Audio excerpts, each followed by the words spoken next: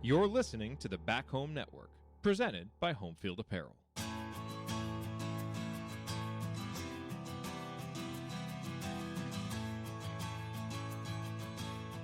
Right up Meridian, baby. All right, folks, welcome back. Right up Meridian, Scott here with you. Real quick shout out to our friends over at Homefield Apparel. I'll keep it quick, but they are coming out with their summer series. All kinds of cool new shirts. They got the banana slugs. I mean, if you're going to have the banana slugs as a shirt, you've got to buy it. It's awesome. So go check them out. Use the promo code HOME23 for 15% off your first purchase. And check out X's and Joe's had a really good podcast breaking down Hoosiers here on the Back Home Network. So check out all the good stuff we have. Galen's killing it on Crimson Cast. I will hop back on at some point. I've been busy. Summer takes over time. But we are happy to be joined today. I'm happy to be joined with Zion Brown. Good to see you, man. By the way, so I'm at the Indy 500. I'm getting ready. I'm doing the rain delay. I'm reading the Indy Star. I look at the expert picks. There's my boy Zion. I was like, dude, you made it. Like you're picking IndyCar stuff. Well done. Yeah, I picked incorrectly. Well, there's 33. Yeah, it's hard to pick right. Yeah, it's tough to pick right, but I think the three picks I had were all in like the top 7 or 8, I want to say. So it's not like I was just terribly wrong. Yeah, but I did not think Newgarden was going back to back, but that was a fun race to be at. Yeah, it was. Were you there covering it too? Yes. Yeah. All right. Yeah. No. It's well, I mean, it's pretty cool. He went back to back. I know Galen and I talked about it a little bit. Like I do think there's, this is a good marketing piece for IndyCar because you get an American driver who has, a thing when he, I think that was always a good thing for Elio. Is like he won and people want to see him, climb the fence. Like Newgarden now has a thing when he wins. And I thought it was a good end of the race and a good champion for IndyCar and Indy 500. Yeah, it sure was. Felt bad for Award there. I think everybody did a little bit, but I think he'll get his eventually. Well, I think it was good in that it gave us a driver that we want to root for now. Or like you needed more storylines. Like that's kind of what's been the problem with IndyCar for a while. Is it seems kind of just a little bit vanilla across the board. And so now you have like, all right, now we got the is Award the best who hasn't won, and do we care about it? And like you need some of that heartbreak to build storylines. Exactly. All right, well, now that we've kicked off all the listeners, everybody's like, all right, man, I don't want to listen to this podcast. Barely IndyCar people want to listen to IndyCar podcasts, let alone on a Pacers podcast. Good to have you back on. We finished the season. I'm going to ask you this. We just had Dustin DePierac on last week, and we kind of played a counterfactual. I want to ask you the exact same question. On one hand, when I look at that series against the Celtics, I see that, you inbound the ball, maybe you call a timeout, you put it on your side of the court, like you win that game 1. Obviously things don't play out exactly the same, but you win that game 1, you go back to, Indy 1-1 in the series. They played 2 great games without Halliburton. Maybe they're able to cash one of those in. Like, is there a world where if they win game 1, they put some pressure on the Celtics and maybe they're able to cash in one of the other 2 games because they mentally think they can finish games and they really make a series out of it? Or the other piece is like just looking at it from a non-Pacers fan is like, dude, you got swept. And every time there was a key play that had to be made, the Celtics made it. So they would have just made more of the key plays. And the Celtics are possibly, going to the title, losing only 3 games in the playoffs. Yeah, I think the answer is probably somewhere in the middle. Like I think that series probably should have went to at least 6 games, 7 games maybe. But at the same time, I'm not going to sit here and say, oh, if that series is 2-2, the Pacers would have been able to win 2 of the next 3 and go to the finals. I just don't think that. I think Boston is miles better than most teams. I think maybe Denver would have had a shot to beat them. Now, obviously, this series, the finals isn't over. It's 2-0. But, I mean, I have felt that Boston was better than everybody all year. I think I said that the last time I was on here when we were talking about, like, the outlook of the East and everything. So I don't think the Pacers would have won that series, but I definitely think they would feel a little better about themselves, and fans would feel better if they had taken that to 6 games and, 2 or 3 of those were close losses. And, that would have maybe given them some more, a bit more of a jolt, but it's nothing to hang your head on, Obviously, especially that game 1 is one you should have won, but it's something to build on. You're playing a team that has been here time and time again, right? We've seen Boston fail in these similar situations, and now this is their time. Not to say that that necessarily means that it's going to happen for the Right. Pacers. But, it's not something to hang your head on the fact that you couldn't get it done against a team that has been there a lot.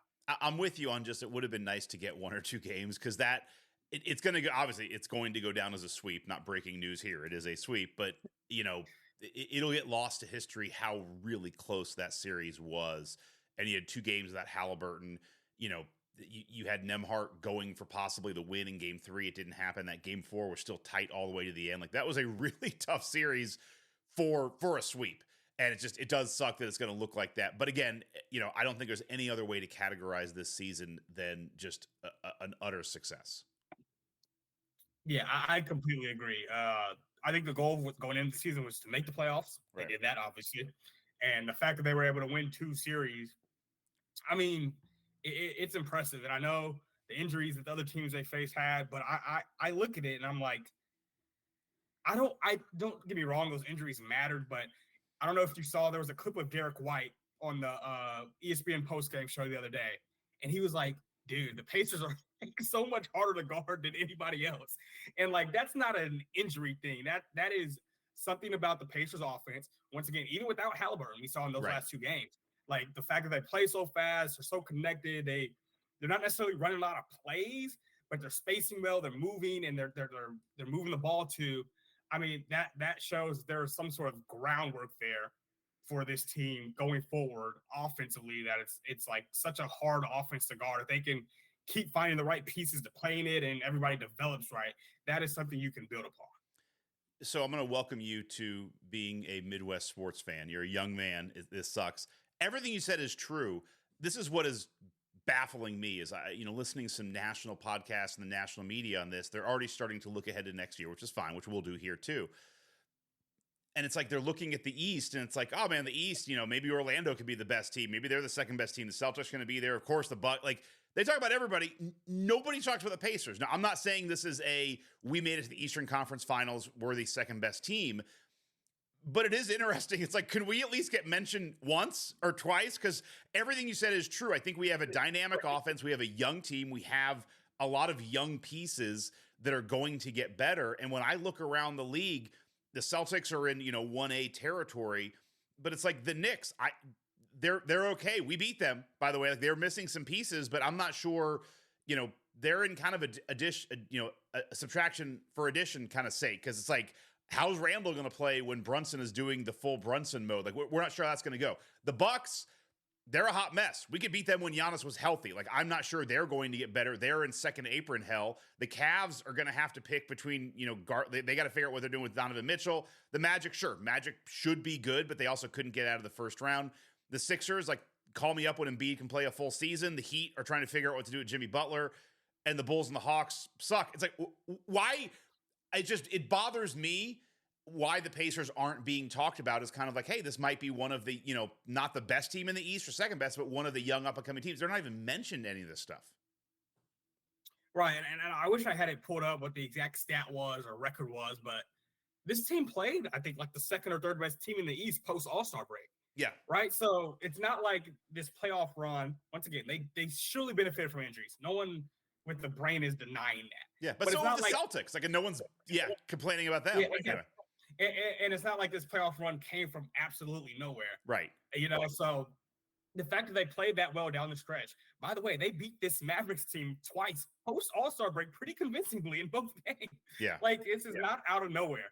So I definitely feel like if the Pacers can stay healthy next year, this team should probably be a top 4 seed, top 5 seed maybe, and once again be poised to make another deep run. Now, right now, everyone healthy, I don't know if anybody's going to be able to beat Boston next year either in the East. So we'll see what happens there. But I don't see why this team can at least make the second round next year and then see how the cards maybe play out from there. So I want to talk about offseason, what you think this team should do. But before we do that, do you have any final thoughts on this season that you want to get out before we kind of move ahead and look forward? I don't think so. Okay. Really impressed with Andrew Nembhard, I'll say that. Yeah. Especially, like I said, those couple games of that Halliburton, some of it was just insane shot making, but even just the poise he played with running the show, I was impressed with. So that great. I completely agree. He came in during the playoffs, and like I said, he became a dude. You're just like, wow, this guy is a dude. This guy is somebody who's really good. And this is something, Caitlin Cooper talked about a little bit on her pod with Zach Lowe, which was really good.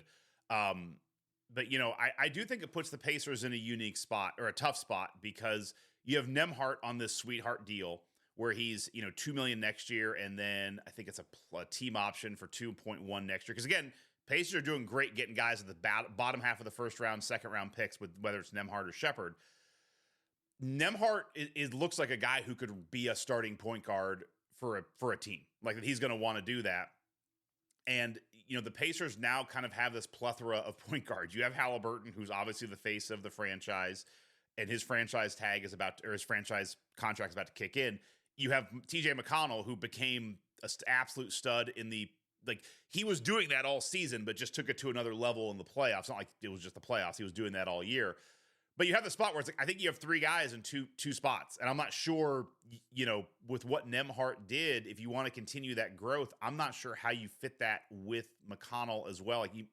I'm not sure you can, I don't know. I look at this as to me, this is one of the questions the Pacers are going to have, is what do you do between Nembhard and TJ McConnell? Because I'm not sure you can keep both of them, or it makes sense, especially when they both are kind of like stocks that are at their absolute apex after what both of those guys did in the playoffs. Yeah, I think with that, a lot of it could come down to what TJ McConnell wants to prioritize. Yeah. We heard the comments was it Kevin Pritchard or Chad Buchanan that said they wanted him to stay for the rest of his career? Yeah, probably Chad. I think because Pritchard's been kind of kept away from the media since most of the season ended. But yeah. So we heard that comment from one of the front office people, and I certainly think that you don't just say that and just to say it. However, with TJ McConnell being a free agent after this next season, if he plays similar to how he just played this past season, he's going to warrant a pretty decent deal for what would probably be his last real multi-year contract.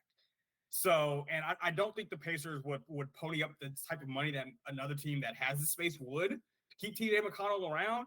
But if he's just like, hey, I just want to stay with this Pacers team, see if we can win, then maybe he, gives them a little bit of a discount to stick around, and he's satisfied with, maybe the role he was playing at the beginning of the year. Remember the first month of the season, it was like he only came in games when Rick felt like they needed juice. It wasn't like he was in the game every lineup or in the lineup every game. So I think a lot of that depends on how McConnell sees it, what he wants. Does he want that last big deal and go somewhere else? And I think he could probably still get a decent deal and play for another contender if he wanted to, or does he want to stay in Indiana the way that Indiana wants to keep him? Yeah, I hear all, and I think fans would want to keep him. I think this is where the reality hits the road in that, and by the way, as we talk offseason stuff, I'm just assuming, we're doing this on June 12th. We'll probably release it next week, so you're probably hearing this in a couple days after that. I'm assuming that they're going to re-sign Siakam. So I'm going to put that as I'm just assuming Siakam is going to be a 4 or 5 year, max player. So let's just assume. Are you cool assuming that as well? Because everything seems to indicate that the Pacers are going to re-sign Siakam.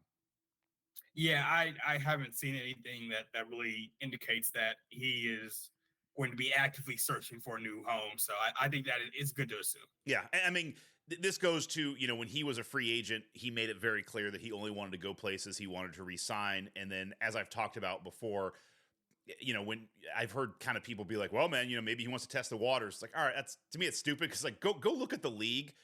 The number of teams that just could sign Siakam is probably, there's not, I don't want to do the countdown, but it's like the Lakers can't do it. They just don't have the money. The Bucks are in hell. They can't do it.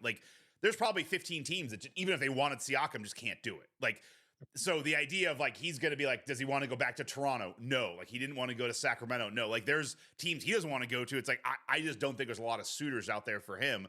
Not because he's bad, just because based on contracts and stuff. So yes, I think Siakam's going to re-sign. But this is where, if you're the Pacers, we all kind of agree and see they need to find ways to get better defensively. And, with Nembhard and McConnell, they're both undersized point guards. Even if they got better defensively, they're always going to be a little bit smaller. And it's kind of, that's where I think you have to look to probably upgrade one of those spots just to help defensively. And I keep looking at McConnell. I loved him. He was great. I want to keep him, but it's like next year he's making $9.3 million. That's not fully guaranteed. There's some pieces in there. It's like, that's kind of what Alex Caruso's contract is at with the Bulls. I'm not saying you go straight for straight, but like, that's kind of where I'm looking. Like maybe you make a move in that kind of vein where you go get a defensive guy and fill that spot and give up a little bit of offense for defense. And just, because I think with the size, it's going to be hard for Nembhard and McConnell to get better defense when you also have Halliburton, who also needs to get better defensively. So you're like, you have a lot of defensive issues on the wings that I'm not sure even hard work can fix just based on size.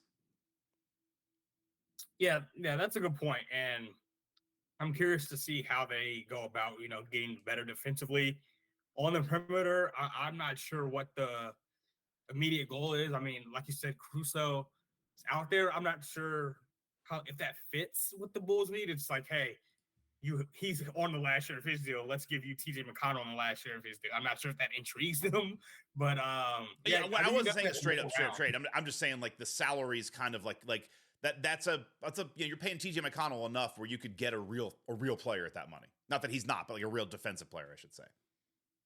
Right. So yeah, but the Pacers definitely need someone they can rely on, even if it's somebody coming off the bench too. I think that's I think we usually think of great defenders as like starting level players, but even if they get someone to play 20 minutes off the bench and do that'll be a big help. And maybe that becomes Ben Shepherd. Like I felt like he was good defensively this year. Maybe by next year or 2 years from now, he's like one of the better perimeter defenders in the league. So you have to find that though. Yeah, no, and I think they have it with Nesmith. I think he's shown a real ability to play defense. I think, what Siakam could do defensively, probably we didn't see this year because he just didn't have a full training camp.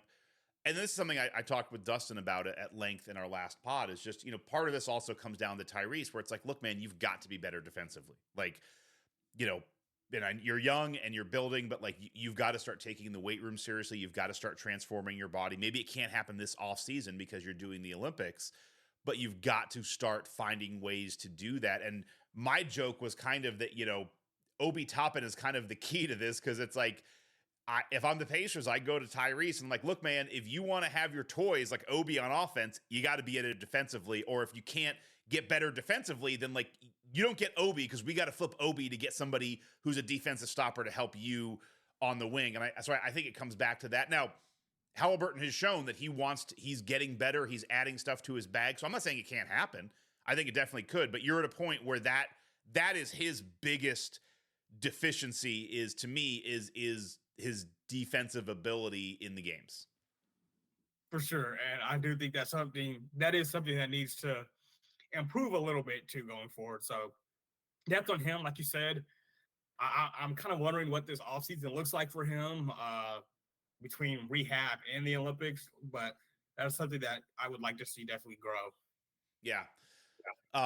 The other thing that, it's tough because it slows down in the playoffs, but I do think, one of the things the Pacers had this year, and you saw it in stretches in the playoffs, and it goes to that Derek White comment about the offense, is, part of the Pacers' defensive strategy is just playing unbelievably efficient offense. And so it sounds weird, but like, sorry, they, by being so efficient on offense and scoring, sometimes 1.2, 1.5, 1.6 points a possession, you make the other team almost stress out on their offensive play, even if you're not playing great, technical defense.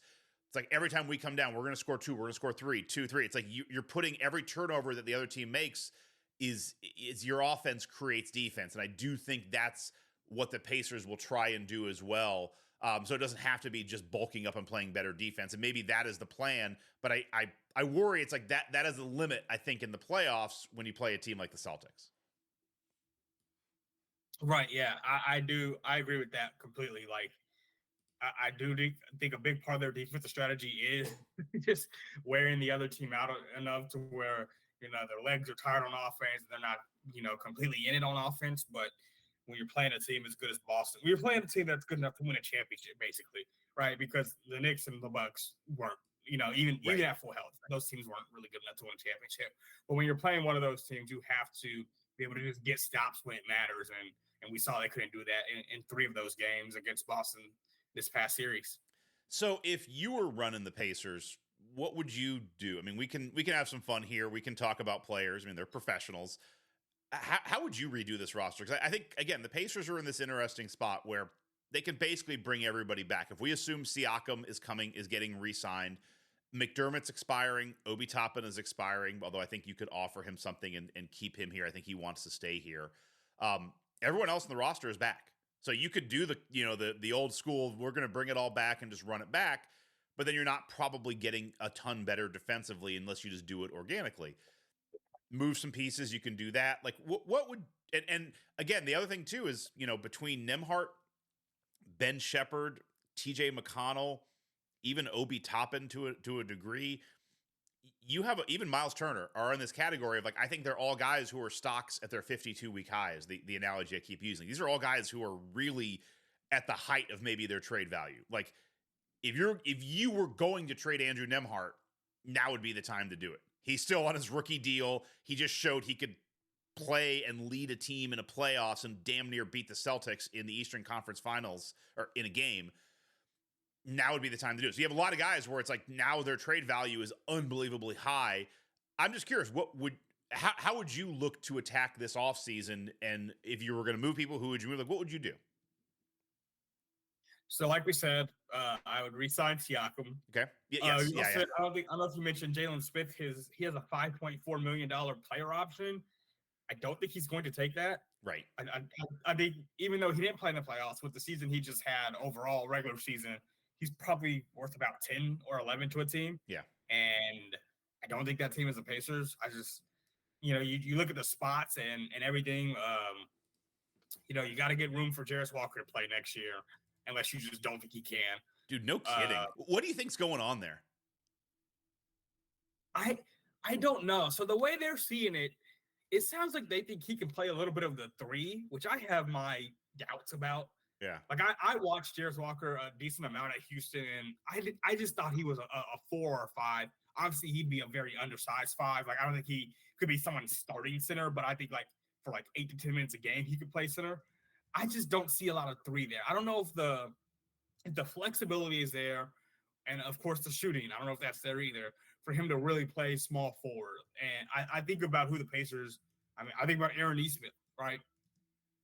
He obviously he shot the ball really well this year, but even besides that, he was so good, catching and attacking in a way that I don't think Jarace Walker is. Mm-hmm. And so if they can make it work with him playing some 3 next year along with the 4, then I'd be happy to be proven wrong. But I don't know what the plan is here with Walker. I don't either. And I know that Carlisle doesn't like playing young guys, and I get that but it's like, dude, he played Ben Shepherd, but Ben Shepherd became a real rotational player at the same time. Well, and Ben Shepherd's 22. I mean, you're splitting hairs here, but it's like, dude, last year Mathurin was 20, and you played Mathurin a good amount 2 seasons, whatever. It's like not this past season, but Mathurin's rookie year, you played him a good amount. I mean, Walker was completely MIA, and it's baffling to me the way they handled him this year when that's your highest draft pick in 25 years. I mean, that's if you whiff on that pick and he absolutely sucks, you made a big mistake. And I don't know why you didn't throw him in a couple more games here and there throughout the season. I don't know. Because now you're in a spot where it's like you have to play him next year. You have to, because I mean, shit, he's going to be starting to be on, available for his next contract extension in 12 months. At some point you've got to make a decision what to do with this dude. You can't just pay a G League player $6.5 million a year. Right. Yeah, you're completely right. So I want to see, and maybe they float his name around in trade circles if they want to get that perimeter defender that we're talking about, or just any defender. Maybe they throw him, they see what's out there with him. I'm not sure. But that's somebody who I want to see what they do with him next year. Yeah. So, yeah, like I said, I'd re-sign Siakam, re-sign Obi Toppin. I just think I agree. He showed too much in both the regular and the postseason for me to just say, oh, we don't need you. You know, like I think you got to keep him around. Well, and I would say with Obi, I think the flip side to that is, you know, you can go to Obi and be like, all right, man, you could probably, I mean, I think he's worth, what would you say, like 9 to 10 million a year, somewhere in that range.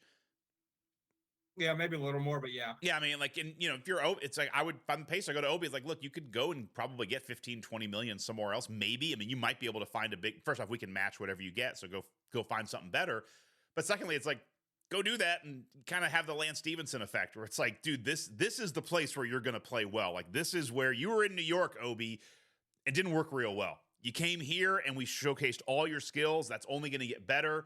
Or you can go take the bag and then maybe come back here in 3 years when you're going to be on a value. Like, do you want the money or do you want to play kind of the perfect basketball spot for you? Yeah, it's tricky though, because it's like, this is, you know, you think about it from a player's perspective, this is the contract, right? Your first contract is based on where you got picked. This contract is, especially with Obi, he didn't come in at 18, 19 years old. He is, I think next season he's going to be 26. About 26, yeah. So like for him, this is the contract. So it's hard to just say that and just say, oh, well, you know, take a few $1 million less when, you know, you don't know if he's getting another multi-year type of deal after this. No, I hear you. And as much as I loved Obi this year, that's a spot where, you know, if you don't re-sign him, that's $7 to $10 million that you could go get that Caruso type defender. I mean, that's the other thing is you bring Obi back, you're locking yourself into another probably not ideal defensive team. I'll say, to be as nice as I possibly can. Like this is where the Pacers kind of got to figure, like at some point, if you keep bringing everybody back, you've got to at some point find someone to get better defensively. So you got to bring somebody in, and that means someone's going to have to go. Right. And like I said, I think that main someone for me would be Jalen Smith. I mean, the fact that he had like one bad quarter against the Bucks and just didn't really see the floor in important minutes again in the playoffs. And the fact that they were able to still succeed without him, I think that kind of shows like this is probably at the end of the line. And I think I might have even said the last time I was on, like it might come down to deciding between Obi and Jalen Smith. And if the playoffs were any indication, they've kind of made their decision when it goes to those two players. And so, yeah, those are the main pieces that you're kind of looking at. Nembhard is extension eligible if you want to look into that now. Same with McConnell, obviously. So that's something to look into. I think I forget the specifics, but I think there's kind of a cap on how much Nembhard can be extended for now versus next season. So we'll see what they do with that. I love Nembhard. I mean, like he was great in the playoffs. He really showed something.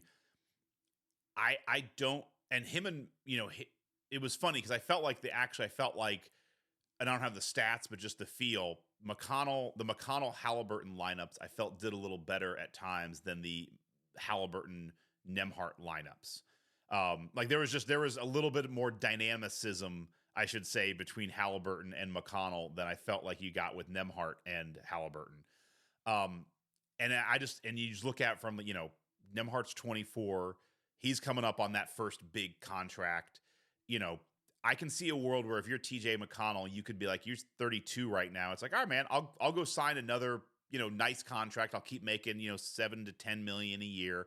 I'll be the backup here and I'll just give myself a nice role. You know, McConnell's probably not looking at like, hey man, I want to run a team as a point guard at some point. That time is probably past. If you're Nembhard, you want to do that. Like you're 2 years into the league. It's like, you're like, dude, I just showed I could do something. Like I want to start and kind of be the guy on a team. And you're not going to do that here in Indy. You're just not going to supplant Halliburton, and you're not going to get a max out of Indy, because if you're maxing Halliburton, you're maxing Siakam. You really can't have a third max spot for a guy like Nembhard at his size. So I do wonder if it's like if you're Nembhard, it's like, is there even a long-term future here for me to do what I want, what Andrew wants to do? And if you're the Pacers, you see that, and again, you go back to it's like, all right, man, this is a high value right here. Maybe we look to move off him right now. Right. I could see them kind of exploring these trade options in this offseason. Once again, I don't know if I have a specific target, but I think just exploring the trade market is the way to go this offseason. Just calling around and seeing what teams are looking for. one of the trade ideas I've seen is kind of far fetched, and you probably have to give up a decent amount. But it's the Timberwolves are going to be over the second apron as of right now next year. Yep. They have one of the best, maybe the best perimeter defender in the league in Jaden McDaniels, who I forget what his contract is, but it's a large contract. I will say that. I think it's about above $30 million a year. So I'm pulling it up maybe right you now. Call them and say Jaden McDaniels. Oh my God. Wow. Okay, no, I pulled it up. It's big, man. Yeah, I wouldn't. So but you know what? This is why you're on, man. Yeah, so it is. It goes into 2029. It's 130 million, but it's like, I'm going to go the years off. It's 22, 24, 26, 28, 29. That's not awful in year to year. And he's 23.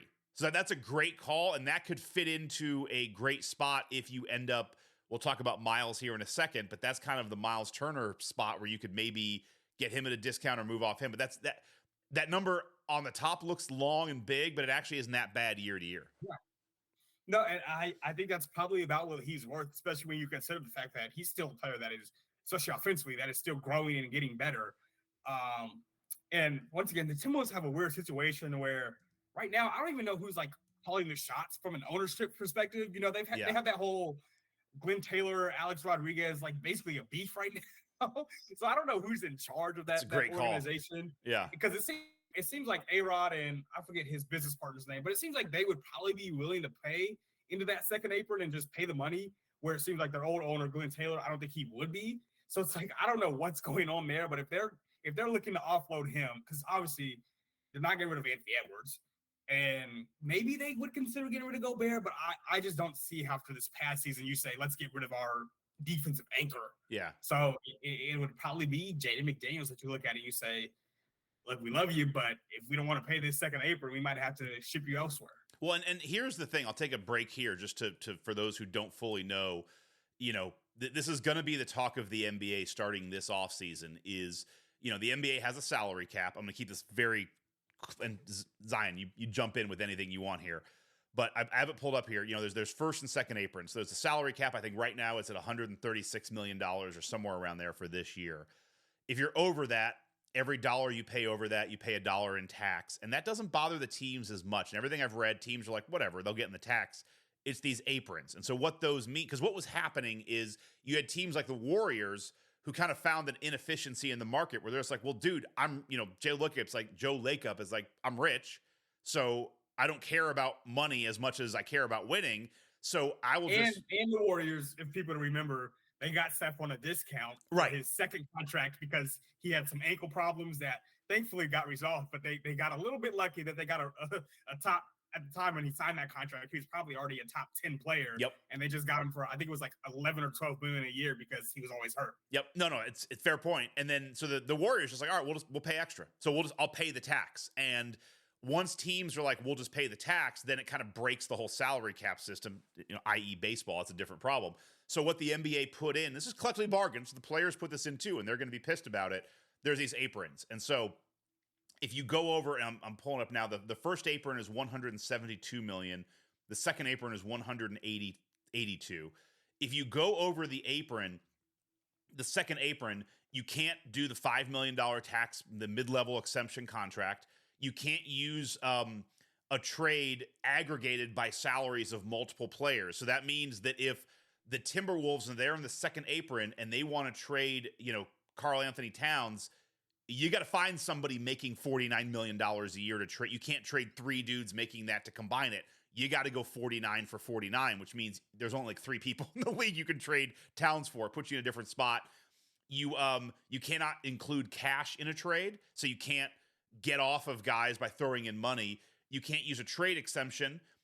Your first round picks are 7 years out frozen. So you basically lose a year of picks that you could trade in the future. Because I think 8 to 9 years is what you can trade right now, pick wise. And there's a couple other little things. So basically it's just tying the hands of teams to basically not be able to make super teams anymore. So all of that said, you're dead on for looking at the Timberwolves. Because next year, just on what they have roster-wise, the Timberwolves are at $192 million. That's a lot of money. I mean, dude, in 2 seasons, they're at $204 million in money that's already locked up. So they're going to have to move off of some guys. And you're dead on, man. Jaden McDaniels is a great call. That's a great look. I'd not thought about that. That's fantastic. That's a good call. Yeah, because I mean, they're not moving off of Edwards. They would love to move off of Towns, but no one's going to take that contract, and they're going to have to do dollar for dollar. So yeah, they're in a real world of hurt. Yeah, so I think if you're Kevin Pritchard, you call. I don't know who the GM is there. It's I don't think they know. No, you're right. They have an ownership thing. I don't think they know. Yeah, but they have the guy from Denver. Is it Booth? Possibly, yeah. Yeah, something. And I call him up and I say, hey, are you looking to shed some cap? You know, and then you offer whatever. Maybe it's an Emhart, maybe it's Neesmith even, because you're trading basically getting rid of his small forward spot if you do that. And you say, I'll give you him and a couple first round picks or whatever it takes, and maybe that's the deal. You know, yeah. that would be a call I'd make, because for those who don't know and haven't watched him, Jaden McDaniels is a monster on defense. And you know, it'd be maybe he's not as good as Neesmith is on offense, but I think that's a risk you might be willing to take if you're the Pacers.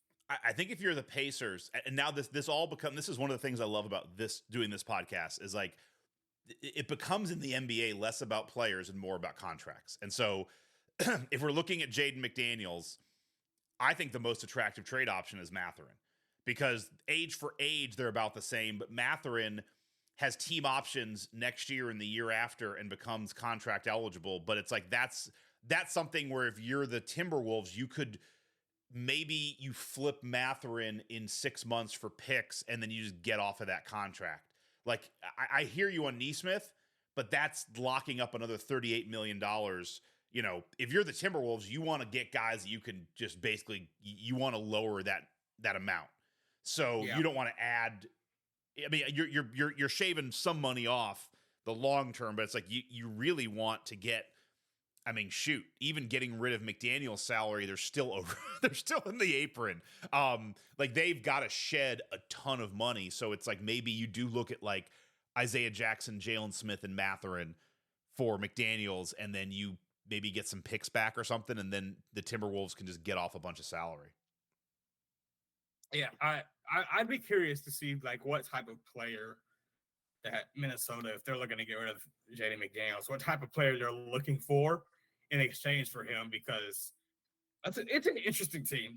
It's such an oddly built team with the whole 2 7-footers thing that I'm not sure what their vision is. So who knows what they actually would be looking for in return. Well, they can't give up picks because they gave up everything to get Gobert. Like, they're in a weird spot, but we're not doing a Timberwolves pod. I want to circle back to, it always comes back to Turner too, because, you know, I like him. I feel bad because it always comes back to him and his contract, but you know, he's just in that tough spot where he's a really good player. He's not super elite. He's a great player on a really good team, but he's also got a very nice contract for tradability. We'll say, you know, next year he'll be at $19.9 million. That'll be the end of his contract. So he'll be, you know, a free agent at the end of next season. 29 years old. You could also say that maybe he's at the apex of what you're going to get out of Turner. As we talked about in the last pod with Dustin, I think he plays fantastic with Halliburton. He might be the one player who's understood how to play with Halliburton the best this season in getting into spots. And, you know, he's been on the trade market for, it feels like 5 years. So it's not like there's a monster offer out there for him that the Pacers aren't taking. I just don't think they've liked what they've got.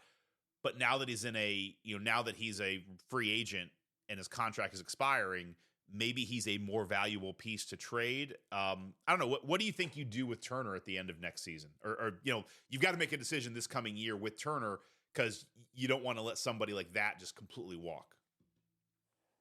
Right. And I think if you're trading Miles Turner, it has to be straight up, or not straight up, but just for another center. Right? No offense to anybody else on the team right now. I don't trust any of them as starting center options. Yeah. So like that's the tricky part there. It's not like they have one of these, like they just played the Knicks, you know, even though he became the starter. Isaiah Hartenstein, for example, like they had when healthy, they had a Hartenstein and Mitchell Robinson, where it's like, it sucked that Mitch Robinson went down, but they had Hartenstein who can give you 36 solid minutes at the center spot. It's not like the Pacers have that. You know, Isaiah Jackson is not that. Jalen Smith also, I don't believe he's that. So that's the tough part. You know, center of the position, you don't want to have a bad center. Right. Like it's just not really feasible. So if they got rid of Turner, if they traded him, that's what they'd have to be for. And yeah, the thing with him is that you cannot offer him an extension right now. He is going to enter free agency next year for the first year. He's going to be able to talk to whoever he wants to. And obviously at his age, he's unrestricted. So that's the tricky part with him is it's almost like something where you may have to talk with him and his agent just throughout the season and be like, hey, how are we feeling? Basically, you know, like almost like, hey, let us know if we should just cut you loose now, right? If for whatever reason he wants more money than the Pacers are willing to offer, or if he just wants to get out, like that's something I probably throughout the season that the front office will just be monitoring and saying, hey, how are we doing here? Yeah, I'm looking at it like, so I'm looking at the free agents for 2025. You know, I don't know if this makes I'm still blown away by your pick of McDaniel. Like that's fantastic with the Timberwolves. That was a great call. But like, you know, here's a player who's coming up for free agency next year as well as Brandon Ingram with the Pelicans.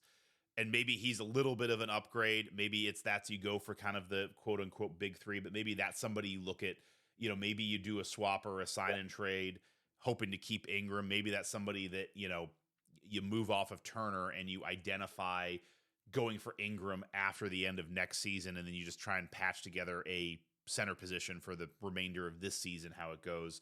But I hear you. It's like that's the thing with Turner is if you move Turner, you need a center because Isaiah Jackson he's great coming off the bench for 5 minutes, but he's not a starting center of a team that's going to compete in the Eastern Conference playoffs.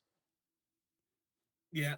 And that's what this team is looking to do. And once again, I mean, it's hard to win without a quality probably top half of the league center.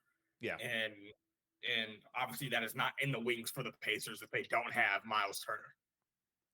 Yeah, I don't even know who you go after. Yeah, so last thing with this, do you see the Pacers getting frisky in free agency at all this year and going after a big player? Or do you think, a big name, or do you think they just stand pat and do stuff around the margins, maybe a couple little trades here and there?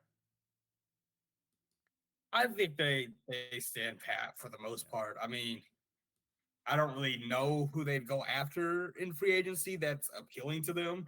Like I'm looking at the list right now, and it's like a few guys they've already had. It's like Buddy Hield and Bruce Brown are out there. Or, yeah, I know. Like hey, Bruce, do you want to come back and get traded again? Bring it on, man. Yeah, so I don't really see much. I know a lot of fans have, for a year or so, have kind of been like, what if Paul George comes back? He seems, I guess I don't know what the Clippers are doing. He seems content being there.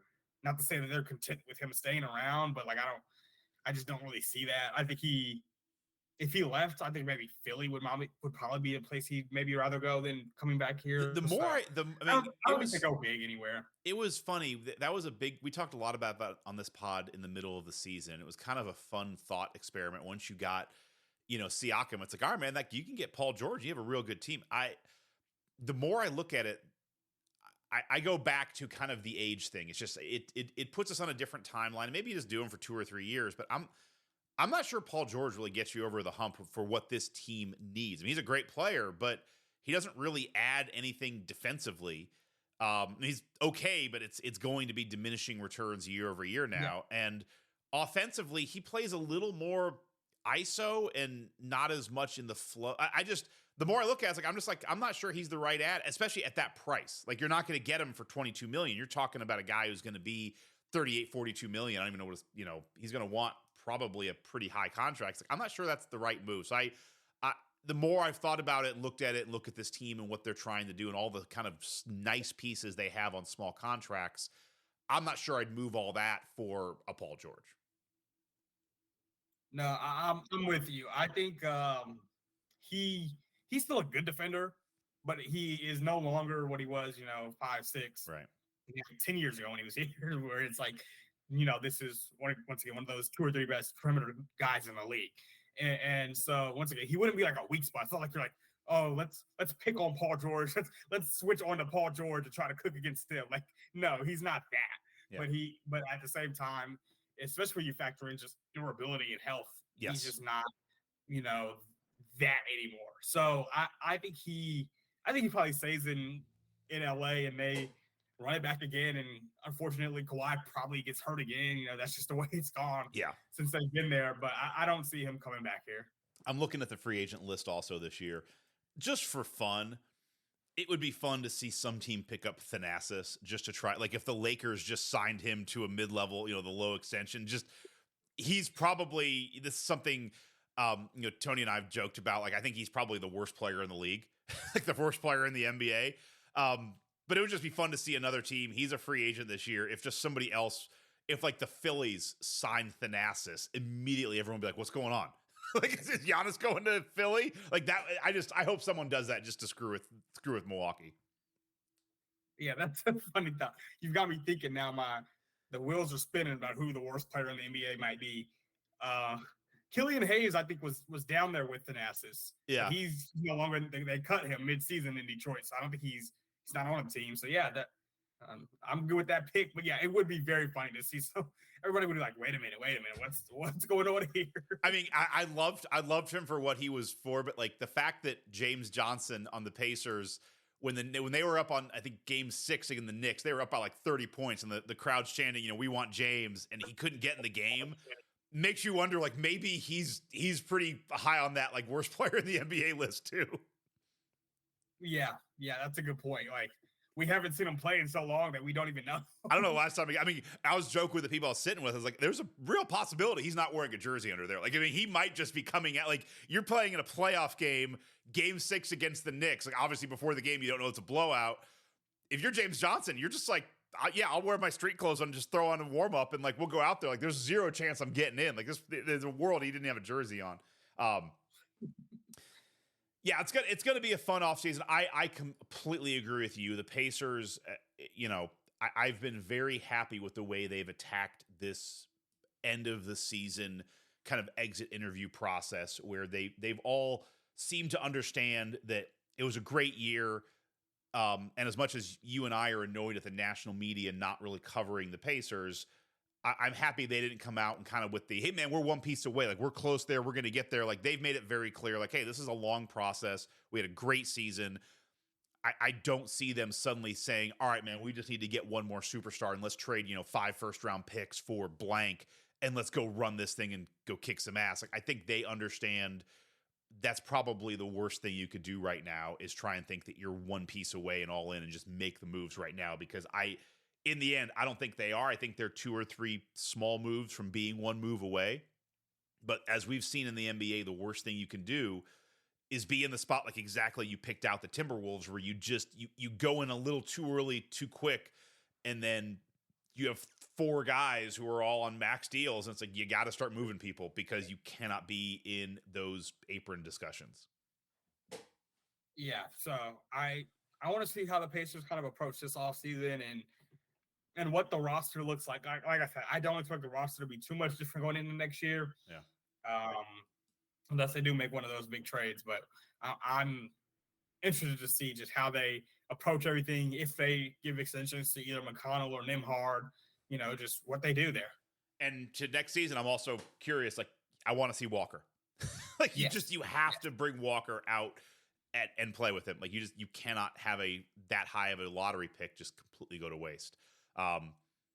There's a world too where it's like, that was the one they traded the guys for the Wizards, the weird Greek French kid, Koulibaly, who, like, there's a world where it's like, maybe you just keep him, and if you're just going to put someone on ice, like, take a shot at a real project. Like, that was the thing with Walker, is he felt a little more ready for the NBA. I don't know, and the flashes he played in the NBA, it's like he looks pretty freaking good. Like, that's where I just cannot get a handle on what they're doing. And then, of course, he's crushing the G League, but that's like, there's a long list of guys who crush the G League, and it means absolutely nothing. Yeah. All right. Well, Zion, I appreciate you hopping on. You have a great summer, man. Are you, what do you got this summer and next year? Are you still working for the Star? Like, where are you looking for the next 6 to 12 months? Yeah, I'll still be writing for the Star, still doing broadcasting. Last year of college coming up, year 4. Oh, wow. The Star, they'll send me, I'll be random places. Like I'm actually going to a Pacers pre-draft workout here in a minute. It's the main players are like Jack Golke from Oakland, who Yep. I highly doubt it would be. I don't see a world where he plays in the NBA, but G League overseas, maybe he's a star in those spots. Yep. Also got Tyson Walker from Michigan State, who's kind of interesting. So I'm going to one of those. You know, the Pacers only have second round picks this year, so it's not as intriguing as last year, where it was like guys like Jarace Walker were coming in, right? It's not that. So yeah, just doing a little bit of that. I've done some fever stuff just during the summer all over the place, and then once we get back into things starting July, August, IU sports back on. There you go, man. That's awesome. Well, we'll have you back on as the season gets going, and the joke's on you, because honestly, the guys you're covering this year for the the guys for the Pacers drafting this year, they're going to play the same level as Walker. Like, you didn't know it last year. It's like you're seeing like, oh my God, we're getting a top pick. It's like, no, this guy's going to play in the G League all year. Like, and that's probably the guys you're looking at this summer are in the same boat. You just didn't know it last year. Right, exactly. All right, Zion, as always, thank you for joining, and everyone out there, thank you for listening. We always appreciate it. Send us a note at RightUpMeridian@gmail.com. And for Right Up Meridian, this is Scott signing off.